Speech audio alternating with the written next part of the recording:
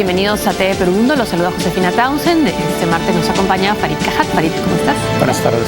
Vamos con los titulares. El empresario brasileño Marcelo Odebrecht, quizás el más importante de su país, fue condenado a 19 años de prisión por los delitos de corrupción pasiva, blanqueo de capitales y asociación criminal, supuestamente cometidos dentro del patrón de corrupción que operó en la empresa Petrobras. Turquía y la Unión Europea acordaron devolver a los nuevos inmigrantes irregulares, como le llaman ahora, que pasen de Turquía a las islas griegas como parte de las acciones para clausurar las rutas de tráfico ilícito de personas y poner fin a la crisis migratoria en Europa. Hay cuestionamientos a esta decisión. 28 mineros desaparecieron en el estado de Bolívar, en Venezuela. Un médico de la localidad de Tumeremo, lugar de la desaparición, denunció que llegaron al hospital varios mineros baleados, apuñalados, golpeados, que habían logrado escapar de esta masacre.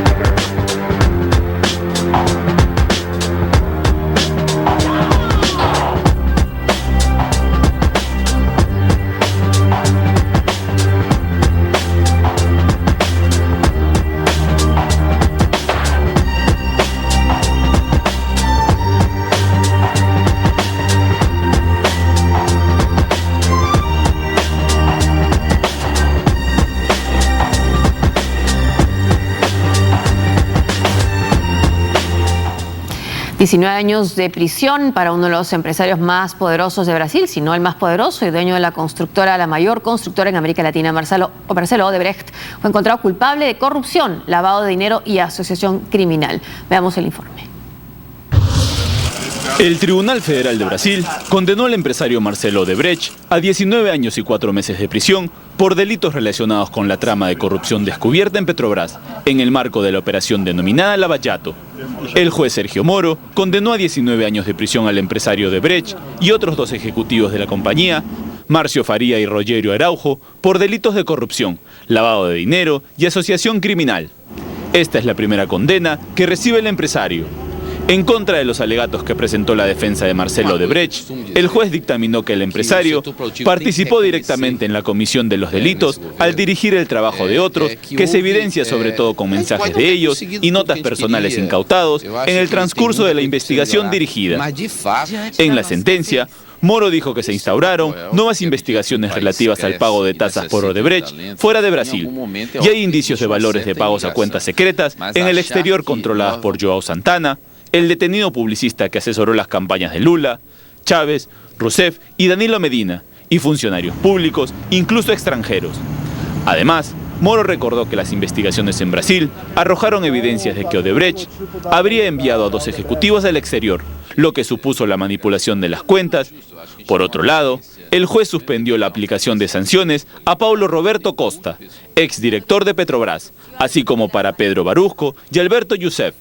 El juez fijó en $35 millones la cantidad mínima necesaria para la compensación de daños resultantes por los crímenes cometidos, que se pagará a Petrobras. Otros 2 ex ejecutivos del grupo recibieron condenas ligeramente menores. Alexandrino Alencar fue sentenciado a 15 años y 7 meses de prisión, mientras que César Ramos Rocha a 9 años y 10 meses, ambos por asociación criminal.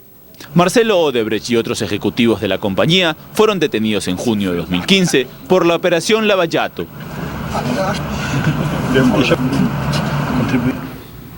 Bueno, esta decisión del juez Sergio Moro, que está llevando a cabo estas investigaciones, demuestra que nadie es intocable. Es uno de los empresarios más importantes, si no el más importante de Brasil. Ahora el tema que se discute entre bastidores es si detrás de esta sentencia va a haber ya la voluntad de Odebrecht de colaborar con la justicia, ¿no? De acogerse a la confesión, ¿cómo le dicen ahí? Premiada, sí, adelantada. Lo que aquí llamamos colaboración eficaz, ¿no?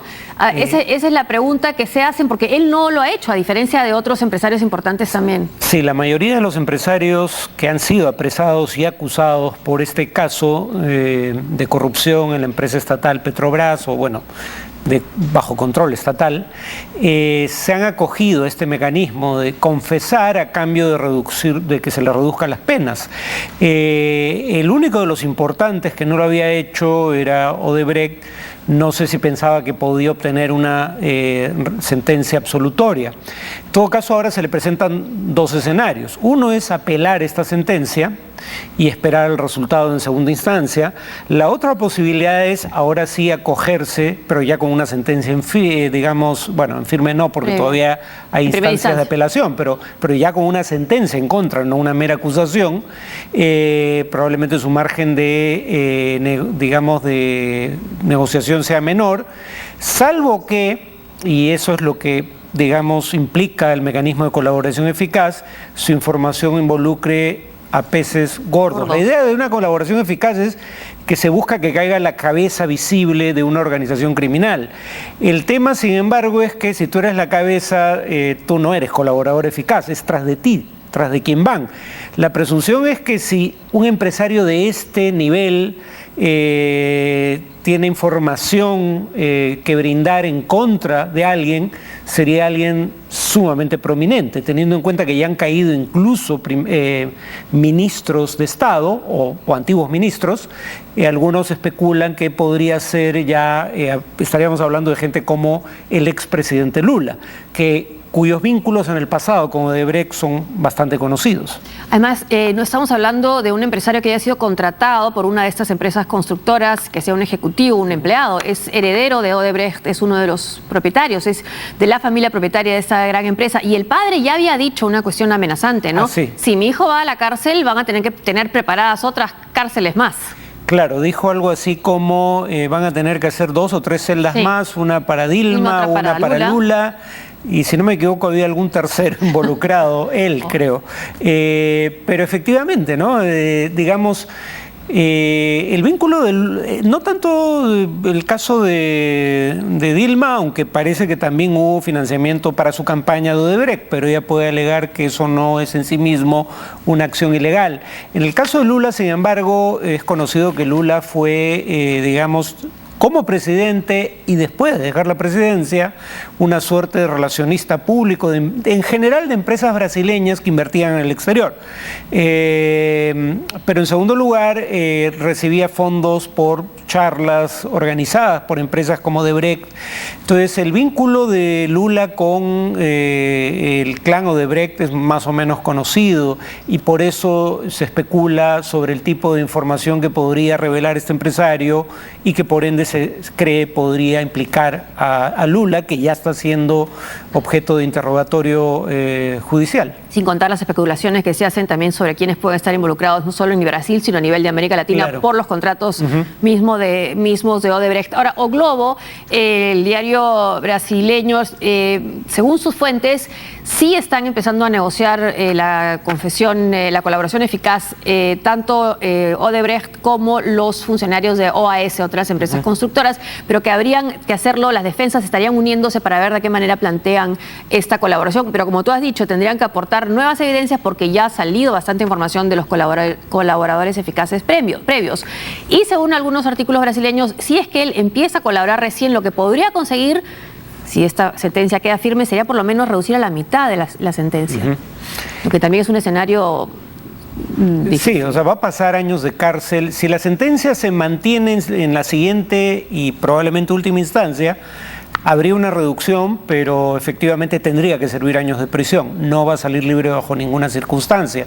Ahora, un dato interesante aquí es, parte de la corrupción iba, como suele ser el caso, para enriquecimiento ilícito por parte de funcionarios públicos. Pero parte de la corrupción, y no solo en este caso, sirvió para propósitos políticos, financiar campañas electorales. De ahí la importancia en países desarrollados, por ejemplo, no tanto en Estados Unidos, pero sí en Europa, del financiamiento público de campañas.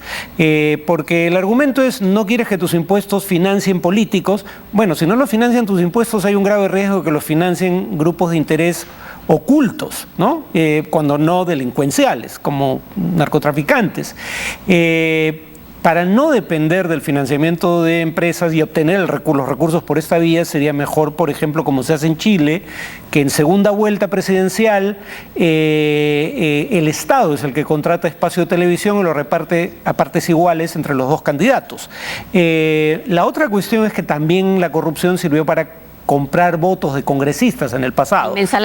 El mensalao. Y ahí ese es un problema típico de regímenes presidencialistas.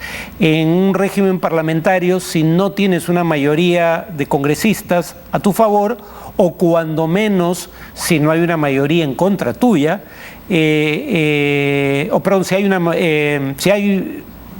sencillamente no puedes gobernar. O sea, en otras palabras, la posibilidad de que tengas como jefe de gobierno permanentemente una mayoría obstruccionista en el Congreso es virtualmente imposible en un régimen parlamentario, pero es perfectamente posible en un régimen presidencial. Que lo estamos viendo en Estados Unidos permanentemente con los republicanos y el presidente Obama. Vamos a otro tema, una devolución de una gran magnitud de inmigrantes irregulares, asistencia urgente a Grecia, el refuerzo de controles en la frontera son algunas de las medidas urgentes que se han tomado